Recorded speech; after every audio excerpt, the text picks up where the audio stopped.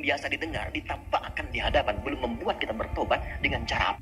Nah, ketika ayat yang biasa didengar ditampakkan di hadapan belum membuat kita bertobat dengan cara apa lagi Allah memberikan hidayah? Apalagi ayatnya dibacakan, kejayaan ditampakkan, yang datang yang menerangkan namanya hidayat. Kita belum tergerak juga untuk berubah, dengan cara apa lagi Allah kasih hidayah? Saya tuh kadang-kadang suka bingung ya, yang nyampein berita, yang bikin konten, yang nampilkan kok bisa tidak sadar dengan itu, padahal dia ingin kasih lihat orang. Makanya itu yang dikatakan hidayah itu mahal. Kapan mahal itu bisa kita dapatkan? Ketika ada keinginan untuk menjemputnya. Itu yang dimaksud Quran surah 29 di ayat yang terakhir, walladzina jahadu fina lanahdiyannahum subulana. Jadi kalau ada kilatan dalam diri kita itu mengajak kita berbuat baik, kata Allah, cepat jemput, karena aku sedang turunkan kasihku kepada hambaku. Ya, dan itu semua orang pasti mengalami itu. Ya Allah, kapan saya jadi baik ya? Nah, itu ketika keluar kalimat itu, dimunculkan di lisan, itu sebetulnya tanda dari Allah yang mengizinkan kita berubah. Jemput, bahasa Qurannya jemput, langsung ambil. Ambil, begitu diambil nanti Allah tuntun. Ya, kadang-kadang lewat pandangan, kok bisa buka YouTube keluarnya kok ceramah, padahal mau cari video maksiat misalnya, keluarnya kok malah video ngajak tobat. Pulang kantor dari kampus lewatnya kok ke tempat orang yang sedang hafalan Quran. Ya, dan yang paling menarik kadang begini, kadang orang yang punya masalah itu ditampakkan oleh Allah, berjalan ketemu orang kok jadi solusi. Lewat ke tempat orang sedang ibadah, yang paling dahsyat, buka mushaf, keluar ayat sesuai dengan apa yang dirasakan. Nah, kalau sudah seperti itu, dengan cara apa lagi Allah memberikan hidayah untuk berubah?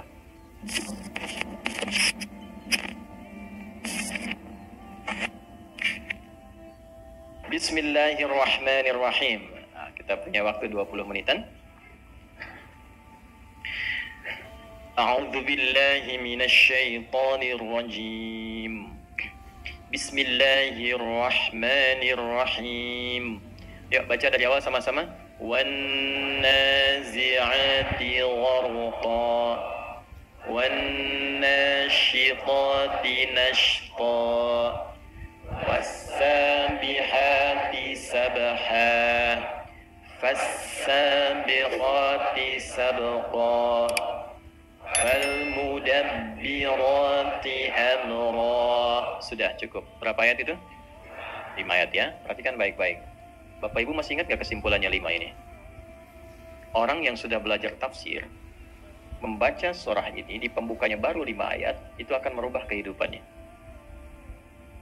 Ingat yang pernah saya terangkan di pertemuan yang lalu? Saya cepatnya, dalam 5 menit paling banyak. Wan-nazi'ati gharqa. Aku bersumpah demi malaikat yang aku tugaskan mencabut nyawa dengan keras bagi para pelaku maksiat yang bebal. Artinya apa?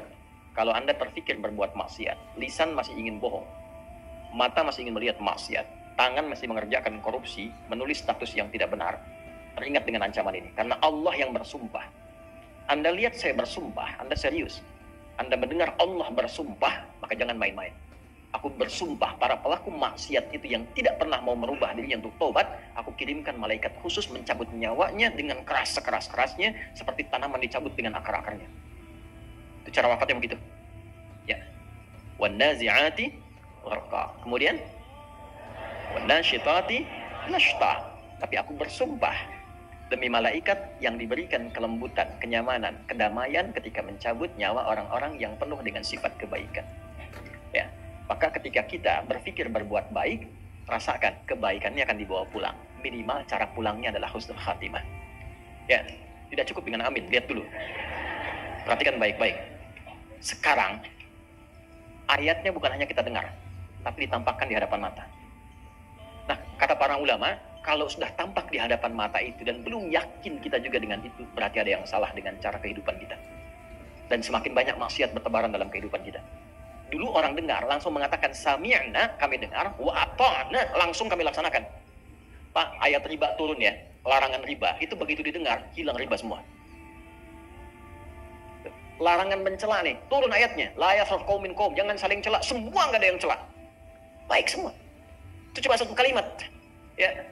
Yang di Al-Baqarah ayat 285 itu kan ciri iman.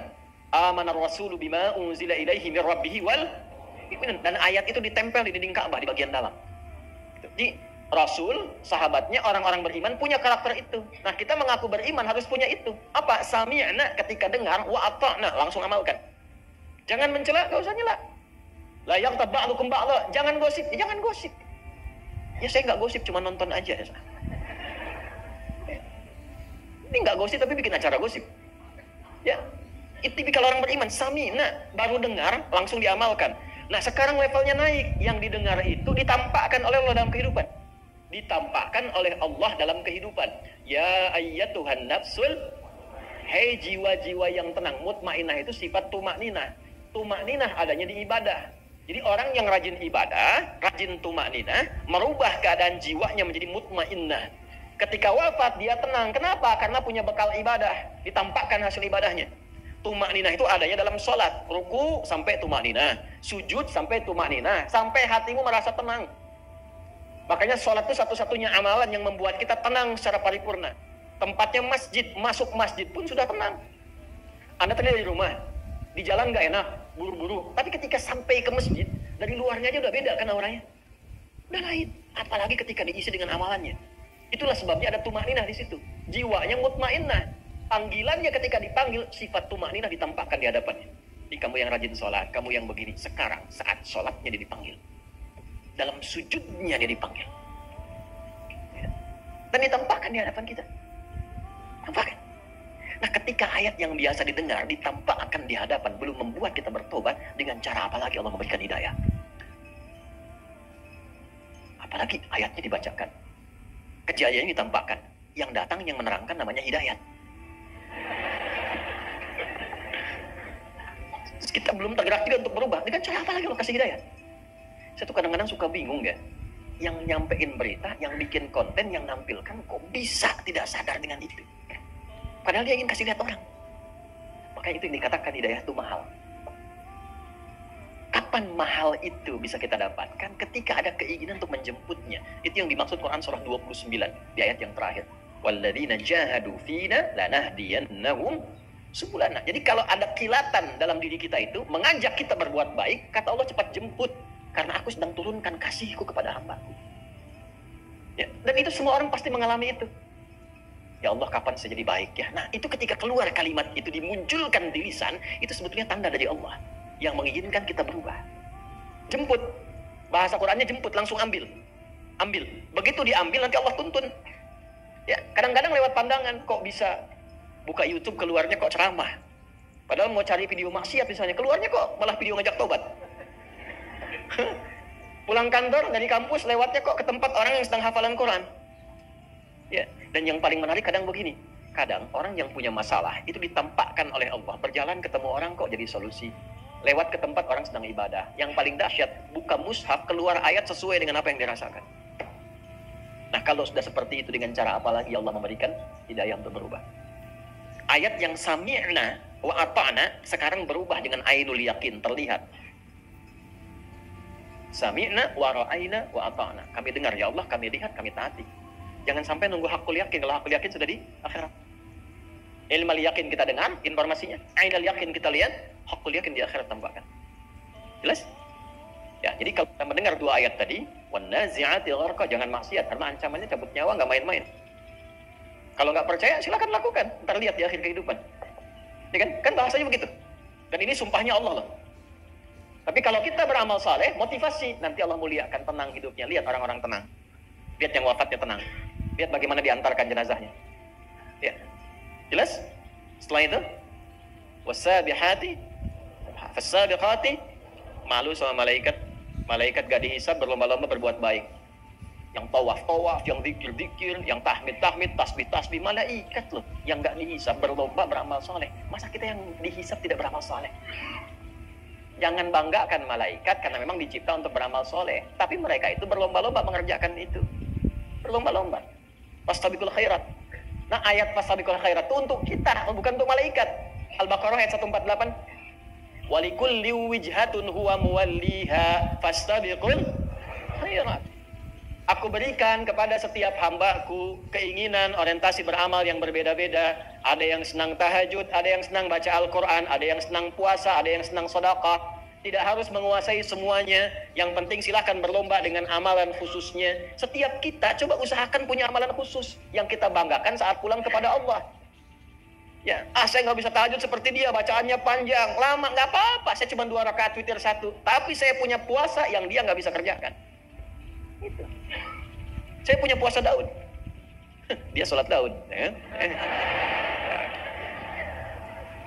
Nggak ada sholat Daud ya. Yang ada cuma puasa Senin puasa, Selasa tidak, Rabu puasa, Kamis tidak. Nah kalau sudah puasa Daud itu sudah tingkat tertinggi puasa sunnah. Kalau saya pandangannya Senin Kamisnya berhenti. Kenapa?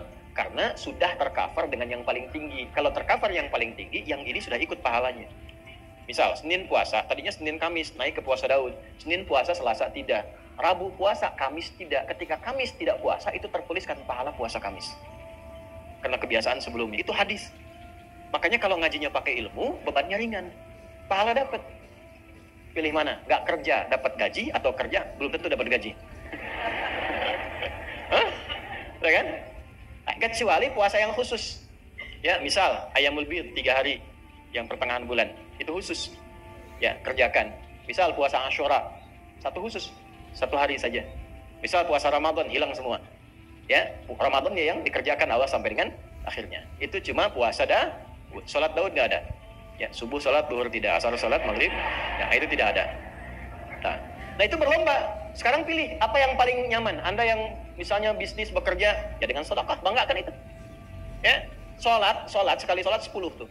Anda sekali infak 200 berapa? 700 kali lipat kan? Ayat 261 Al-Baqarah. Mathalul ladzina yunfiquna amwalahum fi sabilillahi kamathali habbatin ambatat 7 sanabil fi kulli sumbulatin 100 habbah wallahu yudha'ifu liman yasha' wallahu wasi'un 'alim. Bawa ayatnya, tempel di dompet, tempel di ruang kerja. Allah menyukai orang-orang yang infak. Oh, saya kerja supaya infak, cari tabungan akhirat, infak buat keluarga, infak buat anak, buat istri, buat ibu, buat saudara, buat tetangga dan kerabat. Kaya untuk itu, beramal saleh. Maka ketika dapat dilakukan 1 rupiahnya paling minimal 700. Sekali sholat 10, sekali infak 700. Karena sholat amalan fisik, infak amalan harta. Fisik semua orang bisa kerjakan, harta belum tentu bisa keluar. Naik 700 kali lipat. Kalau dihitung, kalau nggak dihitung, Allah berikan tanpa hitungan. Bisa 1 juta kali lipat, bisa 10 juta kali lipat. Itu setiap keluar. Nggak usah kelihatan orang. Ya, tolong diumumkan Pak, nanti di Masjid Anwar khutbah Jumat dan setiap keluar. Ya, untuk motivasi boleh, tapi untuk menjaga riya keluar. Sebelum subuh lihat yang nyapu-nyapu di jalan tuh. Itu walaupun cuma 5.000, 10.000, tapi doanya menghujam aras. Pak, semoga sehat ya, keluarga baik-baik ya. Insya Allah Bapak sukses ya. Masya Allah. Gitu. Saya jalan ke Cianjur dari Bandung tuh, gitu kan. Ada yang nunggu-nunggu apa, cuman kita berbagi doanya ya Allah. Masya Allah, semoga Bapak diberkahi Allah, semoga Bapak kuat, semoga kesini lagi bawa Ferrari, semoga Bapak jadi presiden. Al-Fatihah. Ini nyata, saya bukan bercanda ya. Maksud saya orang-orang itu tuh tulus gitu. Kalau dalam berbicara itu tulus. Gitu. Nah itulah sebabnya kenapa zakat pakai ita. Wa aqimus shalah wa atuz. Ita itu memberi sampai dengan tulus. Memberi pada orangnya sampai dengan tulus. Gitu. Kalau ada yang namanya ita, itu sosok pemberi yang tulus. Bu Ita, ya. Nah, pemberi yang tulus. Jelas? Nah, itu motivasi, tuliskan. Tulis. Anda yang rajin tahajud, tulis ayatnya supaya ketika lupa atau malas lihat itu bangun lagi. Ya, itu poin-poin yang kita bisa munculkan. Nah, malu dengan malaikat, fastabiqul khairat itu ayatnya untuk kita, bukan untuk malaikat. Tapi Allah sifati was-sabiqati sabqa. Mereka berlomba. Jadi mereka yang tasbih, perbanyak tasbih aja ngerjain yang lain. Tahmid. Wa nahnu nusabbihu bihamdika wa nuqaddisunak. Yang takdis. Ya Allah, ya Qudus, ya itu aja sampai kiamat terus itu aja. Subhanallah, enggak ada yang bisa ngerjain yang lain. Kita tuh Masya Allah, tasbih bisa, tahmid bisa, takbir bisa, ambil kerja bisa. Malaikat nggak ada, tapi mereka bangga dan berlomba dengan amal yang telah Allah tetapkan sebagai fitrah kehidupan mereka. Itu aja, yang sujud, nggak bangun-bangun Bu. Sujud aja terus begitu. Betul, sujud. Nanti kita lihat saat kembali pada Allah itu, Insya Allah. Betul, mudah-mudahan ditampakkan kan. Yang sujud, nggak bangun-bangun. Memang amalannya sujud aja. Yang tasbih. Makanya malaikat nggak bisa jadi khalifah di bumi. Nggak akan ada bangunan masjid begini. Begitu turun ke bumi sujud aja gitu. Nggak ada yang jualan jus jambu, jus melon, nggak ada. Malaikat jualan jus tuh nggak ada. Bakatnya nggak ada, makan nggak ada, minum nggak ada, nikah nggak ada. Ya, nggak akan muncul IO pengantin dan sebagainya, nggak ada. Ya, kita itu banyak bisa dikerjakan, cari amalan yang positif. Fastabiqul khairat. Fal mudabbirati. Nah, pelajari malaikat yang mengiringi kehidupan kita. Yang hafal kan 10. Ya kan? 10 itu siapa saja? Cek. Cari ilmunya. Jadi tahu. Oh, saya pengen rizki. Siapa malaikat tugaskan ngatur rizki? Malaikat Mikail. Kesenangannya apa Mikail? Rumah yang bersih, rumah yang suci, yang ada ibadahnya. Hidupkan. Begitu hidup, doa. Itu rumusnya siapa? Banyak. Di ayat Quran banyak. Rumusnya mihrabnya Maryam. Coba mihrab Nabi ke kamarnya jadi raudhah. Ya, tempat itu kalau dipakai banyak beramal, itu keberkahannya turun di tempat itu. Ini kenapa disebut mihrab? Karena imam ngimami kan? Bukan cuma karena imamnya. Karena di tempat inilah pusat kegiatan amalan. Tempat kegiatan amalan. Jadi kalau tempat sering dipakai beramal saleh, itu bukan sekedar menjadi tempat. Ada tempat yang penuh dengan keberkahan di dalamnya. Salah satunya mempercepat terkabulnya doa. Doa itu dikabulkan ada 3 rumusnya. Kalau ingin cepat. 1, dilakukan di tempat yang mustajab. Makanya Anda ke Mekah kan? Ke Madinah kan? Karena mustajab. Tapi kalau belum sempat ke Mekah ke Madinah, kamar bapak, kamar ibu pakai ibadah. Tahajud di situ, sholat di situ, baca Quran di situ, doa di situ, gosip keluar dari situ, pasang status keluar dari situ. Maaf ya, sedang ibadah dulu, ceplik. Gak usah keluar, pakai ibadah aja, pakai ibadah. Itu rumusnya mihrabnya Sayyidah Maryam alaihissalam. Ada di mana? Di Ali Imran ayat 37. Fataqabbalaha rabbuha biqabulin hasanin wa ambataha nabatan hasanan wa kaffalaha Zakaria.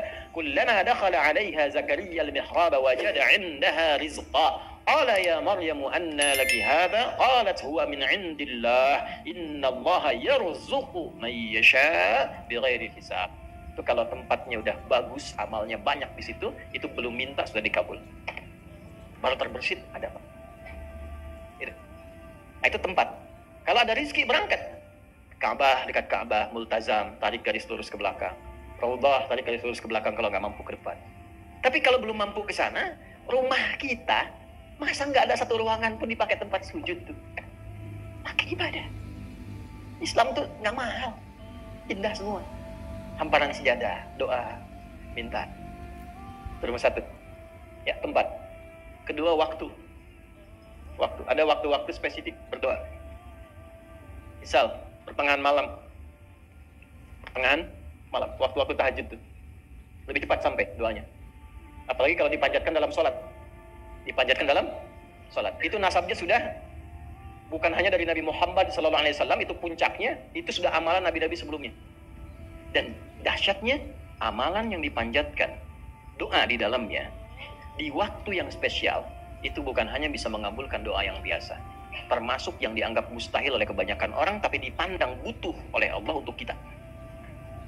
Contoh, ibu pernah dengar Nabi Zakaria? Ya, ujiannya apa? Sulit memiliki keturunan. Oke, penyebabnya apa? Maaf, istrinya divonis secara medis monopos dan mandul. Secara klinis gak mungkin punya keturunan. Apa yang beliau lakukan? Sholat. Ingat, sholat. Doanya dipanjatkan dalam sholat. Tahu dari mana? Ali Imran. Ayat berapa? 38 sampai 39. Doanya 38 dipanjatkan dalam sholatnya. Keterangan di ayat 39. Hunalika da'a Zakaria rabbah. Ya, Nabi Zakaria kemudian berdoa di mihrabnya Maryam. Mihrab, tempat bersambung dengan waktu. Perhatikan baik-baik. Qala rabbi habli min ladunka dzurriyyatan thayyibah innaka sami'ud du'a. Ya Allah, semua memvonis aku tidak akan mungkin punya keturunan. Maka aku menyebut namamu yang memberi tanpa punya batas dalam pemberian. Rumus Al-Asmaul Husna di Al-Isra ayat 110. Rumusnya kalau minta cari nama Allah sesuai kebutuhan kita. Cari, itu cepat memberikan jawaban. Misal, butuh rizki ya Razzaq. Butuh ilmu ya Al-Alim. Butuh kesabaran banyak masalah ya Sabar. Butuh kelembutan ya Latif. Ya, suami misalnya kurang lembut, minta ya Allah ya Latif, ya Latif, ya Latif. Engkau yang kirimkan suamiku kepadaku, Engkau yang titipkan dia kepadaku ya Allah. Aku memohon kepada Engkau yang maha lembut ya Allah, lembutkan hatinya, lembutkan sikapnya. Namanya sudah Latif tapi dia belum lembut. Saya Latifah juga ya Allah. Minta. Sebut namanya. Yaitu rumus di Al-Isra ayat 110. Qulid Allah awid ar-Rahman ayyamma tad'u falahul asmaul husna. Kalau engkau enggak tahu sebut namaku Allah atau Ar-Rahman, sang pemberi tanpa batas dengan kasih sayang. Tapi kalau engkau tahu, pilih satu di antara namaku sesuai kebutuhanmu. Bu, hafal al-asmaul husna, bagus. Tapi kalau ibu mau doa, nggak harus dibaca semua. Pilih salah satu sesuai kebutuhan ibu. Ya Allah, lancarkan rezeki suamiku dalam bekerja, ya Razak.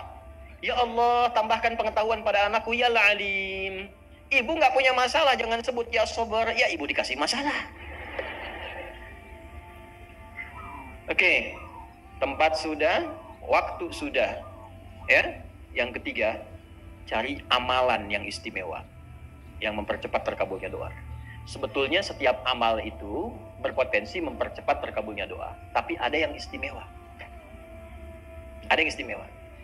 Dari mana taunya rumus doa dengan amal? Al-Baqarah ayat 186. Wa idza sa'alaka 'ibadi 'anni fa inni qarib. Ini rumusnya. Ujibu da'watad da'i idza da'ani. Belum selesai. Fal yastajibu li wal yu'minu bi la'allahum yarshudun. Aku tahu hamba-Aku itu kalau ngadap kepadaku motifnya cuma dua. Kalau bukan tobat, minta. Allah declare-nya begitu. Hamba-Aku tuh begitu. Kalau yang tobat kan mojok-mojok gitu kan, kadang malu. Maaf, bukan berarti yang di pojok tobat ya. Kadang tuh sujud, tobat, atau minta. Ada kebutuhan. Kata Allah, jangan malu. Masya Allah. Kalau mau tobat, jangan malu. Allah melarang malu. Tobat itu urusan kita dengan Allah. Ikhwan, teman-teman. Gak usah malu. Jangan takut dengan manusia. Karena manusia tidak menilai tobat kita. Allah yang menanti tobat kita. Gak usah malu. Pernah mabuk, pernah zina, pernah bunuh orang. Pengen tobat, nggak usah berpikir bagaimana manusia menilai. Datang ke masjid. Yang menanti kita Allah. Bukan manusia. Hati-hati provokasi setan. Setan itu selalu menghambat seseorang jadi baik. Dia nggak mau seorang itu soleh, selalu salah. Makanya ketika ada orang salah pengen jadi soleh, ditanamkan pada dirinya. Dan provokasinya nggak nyambung. Kamu nanti ada si fulan, nggak enak kelihatan. Ya kan? Masa ria. Gitu. Ya, nanti ada begitu. Padahal yang menunggu tobat kita itu bukan manusia. Pencipta kita Allah. Dan ketika seseorang itu ingin tobat, itu cinta Allah langsung diturunkan kepadanya. Itu rumusnya di Quran surah kedua ayat 222. Innallaha yuhibbut tawwabin. Allah mencintai orang yang ingin tobat. Makanya saya selalu katakan, Allah lebih mencintai pelaku maksiat yang gemar bertobat dibandingkan orang soleh yang tidak pernah merasa salah. Bikin status ya.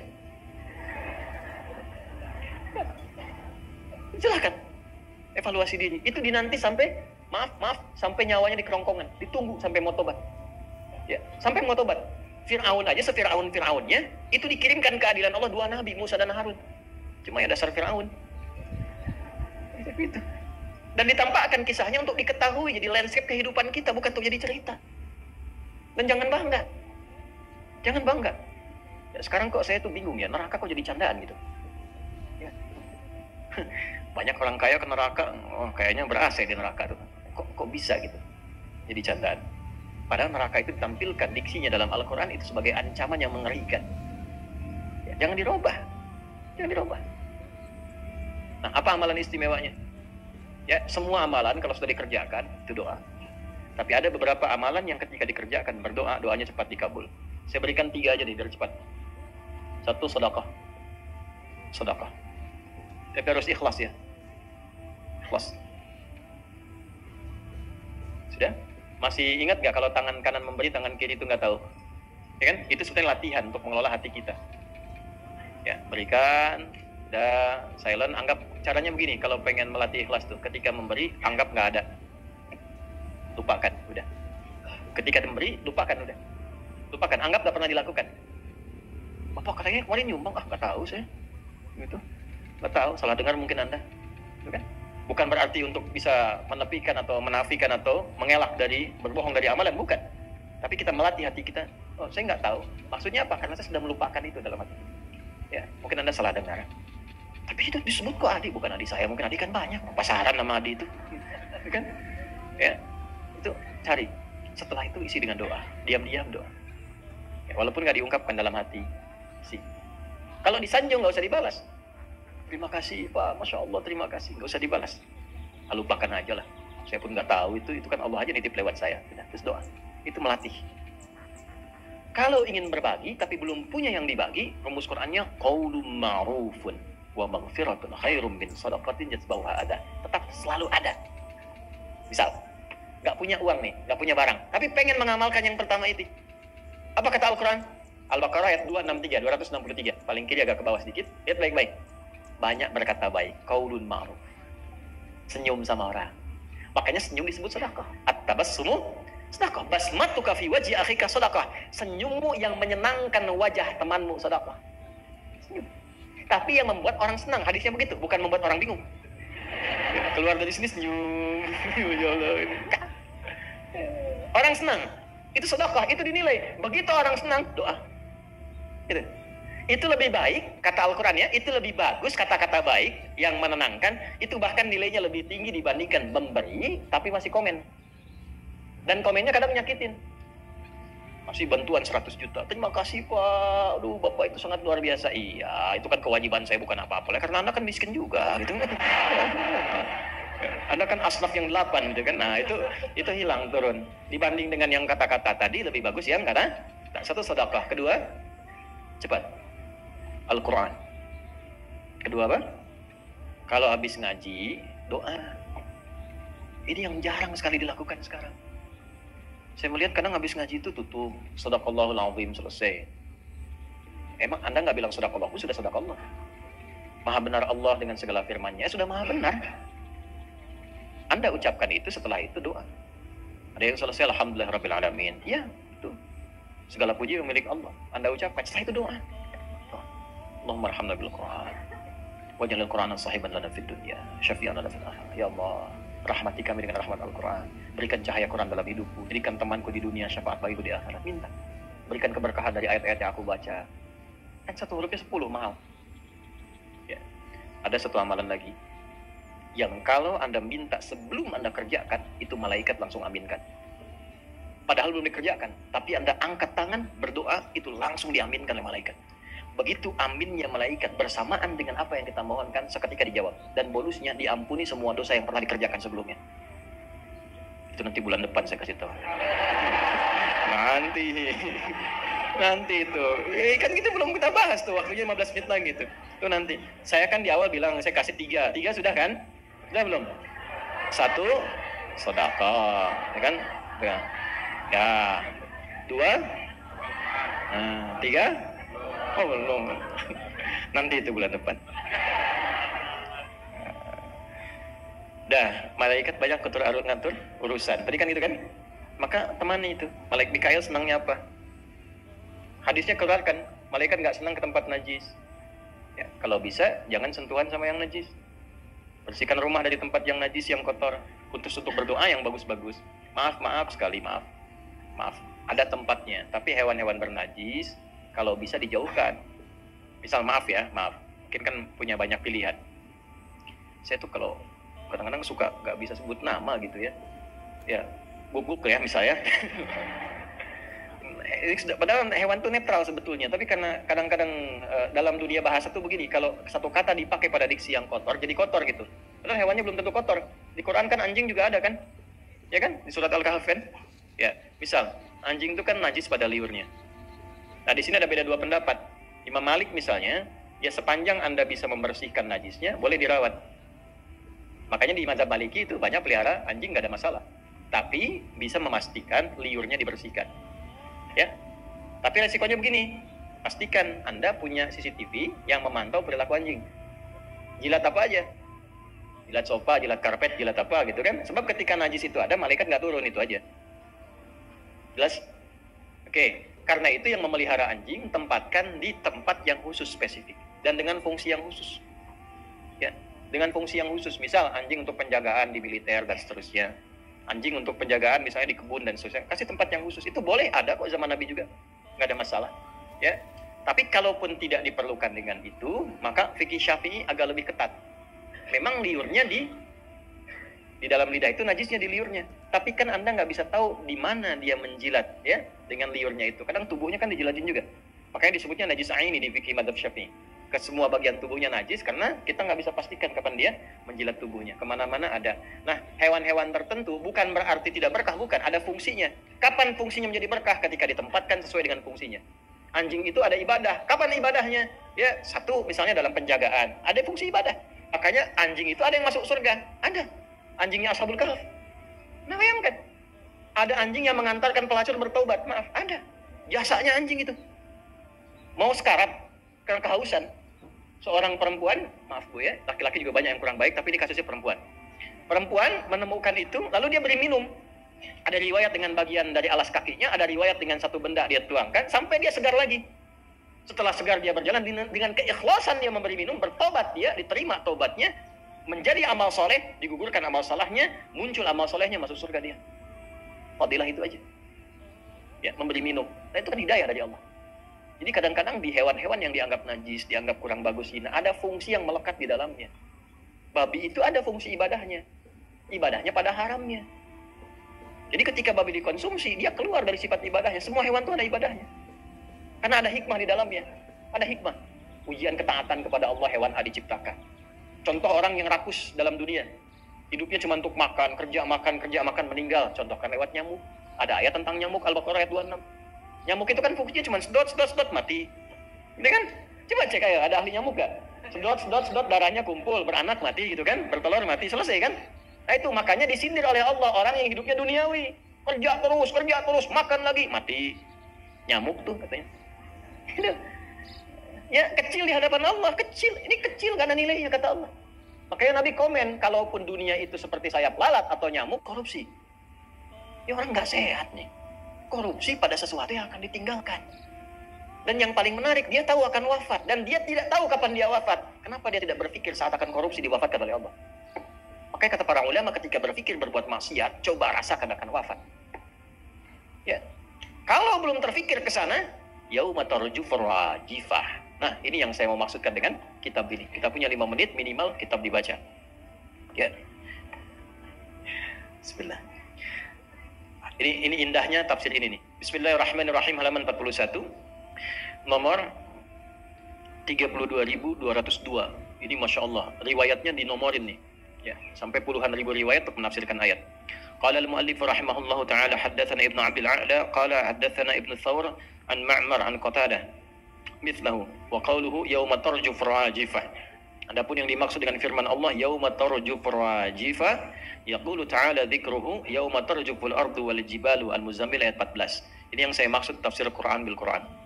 Jadi kalau Bapak Ibu temukan ayat ke-6 di An-Nazi'at itu bukan berdiri sendiri. Masih ingat rumusnya, rumus tafsir? Masih ingat? 500 ribu? 1 juta? Serius? 5 juta? 10 juta? Betul. Waktu habis. Habis waktunya, udah habis. 2S 1L. Ingat itu, rumus tafsir. 2S 1L. Catat, nanti kalau saya tanya lagi, sudah tahu jawabannya. Insya Allah saya tanya lagi, ya, tanpa hadiah. Itu 2S itu 1 siyak, 2 sibak, L-nya lihak. Siyak itu ayat yang dibaca, sibak itu hubungan ayat yang dibaca dengan ayat sebelumnya. Lihak adalah hubungan ayat yang dibaca dengan ayat setelahnya. Jadi jadi penafsir itu tidak main-main. Kita baca misalnya An-Nazi'at di ayat yang ke-6, yauma tarjufu rajifah, di mana ditemukan kata yang sama, kata rajifah dan tarjufu di ayat sebelum An-Nazi'at, cari sampai Al-Fatihah dan cari sampai An-Nas. Cari ke belakang disebut dengan sibak, cari ke depan disebut dengan lihak. Ayatnya disebut dengan siyak. Itulah menafsirkan Al-Quran begitu. 6.236 ayat dicari ke semua korelasinya. Itu adalah tafsir ayat dengan ayat. Jelas? Nah, tafsir ayat ini juga bisa diketahui dengan penjelasan di Al-Muzammil ayat yang ke-14. Ya. Yauma tarjuful ardu wal jibal. Nanti yang sering diperebutkan dunia nih, kadang-kadang sengketa dan sebagainya. Yang disengketakan itu sudah hilang, habis semua, bahkan hancur. Ya. Ini ada sengketa tanah, perebutan tanah. Kata Allah, apa yang kau rebutkan itu satu saat yauma tarjuful ardu, tanah yang kau sengketakan hancur. Sekali tiupan, hancur. Dulu sami'na, dengar ayat, gak ada yang rebutan lagi. Wakaf, berbagi, secukupnya hidup. Untuk beramal, luas beramal, boleh. Tak mampu beramal, dia bagi. Karena dia tahu yang dipijak itu satu saat hancur semua. Tinggal persaksian yang dipijak itu bersaksi apa. Dulu sami'na, dengar, langsung taat. Sekarang, yauma tarjufu, begitu kemudian, maaf ya, ditiupkan sasakala. Sekarang pembuktian, kekinian, NASA kan sudah menemukan semacam trompet yang pernah saya gambarkan dulu kan. Semacam trompet sasakala itu. Dan kita kan ada di ruang itu. Begitu suara keluar dari sifat yang seperti trompet itu, hancur semua. Ayatnya sudah dibuktikan dari 15 abad yang lalu, sekarang sudah ada pembuktian secara ilmiah. Masa belum yakin juga? Maksudnya gini, gak usah rebutan dunia. Kalau ada orang naik jabatan, gak usah iri, gak usah dengki. Ya, jangan cari manuver-manuver untuk menjatuhkan orang lain. Karena pasti Allah tempatkan itu ada hikmah di dalamnya. Doa yang baik-baik, ya Allah berikan keberkahan di jabatannya. Ya Allah berikan kenyamanan, kebaikan untuk dunia akhiratnya, berikan hidayah kepadanya. Itu yang dilakukan. Ya Allah nggak pantas dia ada di situ, jatuhkan dia besok ya Allah. Doa apa? Nggak boleh. Nggak boleh. Doakan. Karena pasti ada hikmah. Ada orang kaya, doakan. Nanti dengan doa itu kembali ke kita keberkahannya. Kalau dipandang kita mampu mengolah harta, nanti datang. Nggak percaya silahkan datang tiba-tiba tawaran pekerjaan apa. Demi Allah saya katakan jaga. Allahu Akbar. Hati itu jaga betul. Yang baik-baik aja. Nanti lebih tenang hidupnya begitu. Lebih tenang. Yang bahaya itu yang nggak tenang. Kaya nggak tenang. Itu semua dikerjakan. Maksiat dikerjakan, minum dikerjakan, narkoba dilakukan. Karena nggak tenang hatinya Pak. Dan nggak berkah itu. Jadi yang banyak pun karena nggak berkah, rasanya nggak ada. Capek sendiri, kerja lagi, cari lagi, pikirin lagi. Nggak sempat sholat, nggak sempat baca Quran. Yang paling parah, harta yang dihasilkan, dia bahkan tidak menikmati. Itu yang paling bahaya. Tolong ya para ayah ya. Jangan pernah bawa yang haram ke rumah. Jangan pernah bawa yang haram. Itu dimasak oleh istri, dimakan oleh anak, rusak anak. Rusak. Demi Allah rusak. Ada 9 jenis. Saya sebutkan satu aja sekarang. Rumusnya langsung kelihatan. Satu, yang paling cepat. Kalau ada masalah rumah tangga, dengan istri selalu bermasalah, dengan anak selalu bermasalah, dan sulit diatur, itu tanda pertama, cek. Coba, rezeki yang masuk ke rumah dari mana? Itu satu. Ada rumus. Ya. Nanti 2, 3, sampai 9-nya banyak. Kalau pekerjaan melamar, susah, ditolak terus itu ada amalan yang kurang. Ya. 9, nanti rahasia. Mungkin bulan depan nanti diungkap dengan yang amalan tadi doa itu ya. Insya Allah. Nah, yauma tarjuful ardu wal jibal. Mineral yang rebutan tambang, rebutan nikel, rebutan emas itu nanti gunungnya hancur sendiri. Bahkan yang Anda dapatkan pun itu kadang-kadang kalau nggak benar merusak juga. Capek. Nggak dilarang eksplorasi silahkan, tapi tempatkan dengan jalan yang benar, disalurkan dengan cara yang benar. Itu membuat tenang. Tapi ketika ditempuh dengan jalan yang salah, madaratnya banyak, celakanya banyak. Baru dapat, belum digali, udah nggak mau ketahuan orang. Begitu orang tahu, celakakan. Bahaya. Itulah sifat dunia. Ya, itulah sifat apa? Dunia. Jadi ayat ini ingin memberikan kesan bahwa ketika masuk ke ayat 6 dan seterusnya, jangan pernah mengagungkan dunia terlalu dalam. Karena itu akan mencelakakan Anda dan mengantarkan pada jurang yang tiada tepi. Sampai kiamat tiba. Nah, inilah penyakit kita sekarang. Kenapa saya bawa kitab? Saya ingin sampaikan satu bagian. Sekarang umat Islam saat ini kena penyakit yang pernah disampaikan Nabi dulu. Penyakitnya saya tutup namanya wahan. Apa namanya? Wahan. Al-wahnu. Wahan. Ada wahan, ada walhan. Kalau walhan setan wudu. Dari 9 jenis setan, ada setan yang khusus menggoda kesucian, khususnya bab wudu, namanya walhan. Itu yang suka bikin, suka khawatir, gelisah. Saya wudu, tadi wudu apa enggak ya? Batal apa enggak, itu walhan. Tapi ini wahan. Wahan itu apa? Hubbud dunya wa karahiyatul maut. Saya bacakan hadisnya, wa kama qala Rasulullah sallallahu alaihi wasallam, saya bacakan hadisnya. Yushiku an tada'a alaikumul umam kama tada'a al-akalatu ala qas'atiha. Akan tiba satu masa umat Islam itu diombang-ambingkan. Enggak ada nilainya, enggak punya karismanya. Ya, dipecah-pecah seperti kue-kue, diombang-ambingkan seperti diperebutkan makanan manis-manisan oleh hewan-hewan yang dipecah. Jadi pecah-pecah, enggak dianggap. Ya. Qala, seorang sahabat mengkonfirmasi pada Nabi, amin qillatin bina yauma idin ya Rasulullah. Ya Rasulullah, apakah jumlah kita sedikit, minoritas, sampai kita diombang-ambingkan begitu, nggak dianggap, nggak punya marwah? Ya, bantai, bunuh, diem aja. Palestina dibantai, penduduknya dipaksa keluar, dibilang jadi imigran, tolong tampung di tempat lainnya, dia diem aja umat Islam itu. Nggak punya kekuatan. Cuman kumpul, bicara, demo, selesai, pulang. Dulu orang teriak, ya Mu'tasimah. Ada seorang perempuan dilecehkan di tempat negeri jauh. Wa Mu'tasimah, dia minta bantuan pada pemimpin pada masa itu. Mu'tasim billah. Kedengaran ke situ, wa Mu'tasimah, langsung disiapkan pasukan, bebaskan perempuan itu. Mungkin kalau kita gambarkan di Indonesia, kejadiannya di Amerika. Nyampe ke telinganya, siapkan pasukan, bebaskan. Izahnya ada. Sehingga ketika mendengar Islam, yang terdengar tuh kejujurannya, kehebatannya, keadilannya, kemakmurannya, dan sifat segan itu muncul. Segan itu muncul. Dulu pasukan Romawi kalau dengar pasukan Islam itu dari jauh belum datang, baru dengar namanya udah kocar-kacir. Sekarang hadis ini berlaku, udah nggak usah dianggap. Besok hancurin, bagian nanti yang bangun mereka juga, yang donasi mereka juga, keluarin aja, udah nggak dianggap. Akan tiba masa itu. Amin killatin bina yawma idin ya Rasulullah. Ya Rasulullah, apakah jumlahnya kita sedikit pada masa itu? Bal antum yawma idin katsir. Bahkan kalian jumlahnya lebih banyak dari sekarang. Banyak jumlahnya. Walakinnakum guthaun ka gutha'us sail. Guthaun ka gutha'is sail. Tapi kalian seperti buih di lautan terombang-ambing. Kenapa? Tunza'ul mahabbatu min qulubi aduwikum. Orang-orang yang antipati terhadap Islam dan orang Islam itu sudah tidak punya segan lagi kepada umat Islam. Kenapa? Wa yunza'u fi qulubikumul wahan. Wa yuj'alu fi qulubikumul wahan, karena tertanamlah penyakit wahan dalam orang Islam itu. Apa wahan itu? Hubbud dunya wa karahiyatul maut. Rebutan dunia. Ngajar sekarang orientasinya dunia. Maaf, berapa guru-guru di sekolah yang bikin sekolah-sekolah yang kelihatan elit, bagus, modern, ternyata cuman SPP yang mahal, cari uang. Ustadz-ustadz berkelahi itu bukan karena pendapat, tapi karena pendapatan. Takut kehilangan jamaah, kehilangan popularitas. Itu yang bikin ribut dunia. Amplop tipis disebut dhaif, gak mau datang lagi. Amplop tebal, sohi datang. Belum diundang udah nanya kapan kajian lagi. Tipis tapi banyak, jadwal banyak, padat, sohi digoirihi. Tambahan dari yang lain. Dunia. Padahal ayatnya jelas, wala tamnun taksir. Jadi fenomena saling bid'ahkan, saling tuduh apa? Dunia ujungnya, bukan karena akhiratnya. Kalau karena akhirat tuh duduk tuh, ustadz tuh duduk, bicara, ngobrol, sama-sama duduk bareng-bareng, turunkan manhajnya yang benar, diskusi yang baik, yang usul, yang pokok, nggak usah beda. Sholat subuh tetap 2. Itu yang pokok, yang penting sholat. Yang furu', terangkan dalilnya. Oh, ana nggak kunut, apa dalilnya ente? Ini dalilnya. Yang kunut apa dalilnya? Ini yang dalilnya. Oke, bagi saya yang kunut, saya akan sampaikan saya kunut, saya terangkan dalilnya. Saya hormati yang tidak kunut. Saya yang tidak kunut, saya sampaikan pada jamaah saya. Jamaah, saya tidak kunut, dalilnya ini. Tapi kalau ada orang yang kunut, Anda hormati karena mereka dalilnya ini.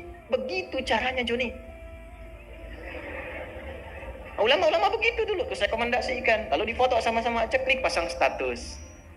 Kami bersepakat menuju Indonesia yang lebih baik. Gitu kan harusnya kan? Sekarang ngapain? Saling celak, saling tuduh, saling bid'ahkan. Kenapa nggak duduk sama-sama? Saya tuh kadang-kadang suka aneh gitu. Yang ngajar membid'ahkan, tapi nggak ketemu dengan yang dibid'ahkan itu. Yang disampaikan ke muridnya, murid saling tuduh. Assalamualaikum akhi, beda manhaj. Kenapa? Nah, saya tidak mengajarkan itu. Tidak boleh. Hormati siapapun itu. Hormati siapapun. Ya, belajar itu merubah kita lebih baik. Ya, dan kebaikan itu yang tampak adalah kemuliaan akhlak kepada siapapun. Hormati orang lain. Kalau dia punya amalan, kita belum tahu, tanyakan, pelajari. Kalau tidak sepakat dengan apa yang dikerjakan, tapi ada dalil, hormati. Mungkin kita nggak sepakat, sudah, kerjakan apa yang kita pahami. Yang kunut dalilnya ada, yang tidak kunut dalilnya ada. Yang tidak ada dalil, yang tidak sholat subuh. Itu. Allahumma hdina fi man hadait, kata Sayyidina Shalih Al-Utsaimin, Anda nggak kunut, di belakang aminkan, amin. Tapi kalau Anda kemudian kunut, ya, imamnya tidak kunut, ya nggak usah sujud sahwi juga. Ikuti. Selesai. Beres masalah. Tenang. Nah, yang terjadi sekarang dunia pada akhirnya. Ributnya dunia. Mau digali kemanapun, dunia ujungnya. Itu hubud dunia. Sebab kalau nggak ada hubud dunia, perbedaan pendapat itu biasa. Apa sahabat nggak berbeda? Berbeda. Ya, Ali, Utsman, Abu Bakar, Umar. Dalam amalan ada nggak pilihannya? Ada. Ali, Al-Baqarah hafalnya cepat. Umar itu 12 tahun. Tapi Umar jenius. Apa karena nggak mampu hafal? Bukan. Ada tujuan amalan dari Umar. Jadi ada beberapa yang mesti kita dapatkan. Hubud dunia itu bahaya. Tetangga beli kulkas, kenapa Anda yang pasang status? Hubud dunia. Teman yang dilantik dapat jabatan, kenapa Anda yang iri? Hubud dunia. Akhirnya nggak siap pulang. Wa karahiyatul maut, takut mati. Dulu orang cari mati karena rindu sama Allah. Rindu Allah, ya Allah kapan ketemu? Saya punya guru di pesantren dulu tuh kalau ketemu, ya Allah, Nadi, Dia udah rindu sama Allah katanya. Sakitnya tuh, ya Allah kapan ketemu, kapan ketemu. Sekarang saya tanya ketemu Allah pada takut tuh. Ibu mau meninggal hari ini? Kita yang jawab. Ya, kapan aja kan kita nggak tahu kapan pulang, nikmati aja. Setelah saat pulang, alhamdulillah pulang. Pulang kan enak, ya kan? Enak nggak pulang? Enak. Nanti puasa, mudik pulang kan? Pulang kampung kan? Enak nggak? Enak. Kampung kita akhirat. Masya Allah. Ibu pulang menuju Allah, enak nggak?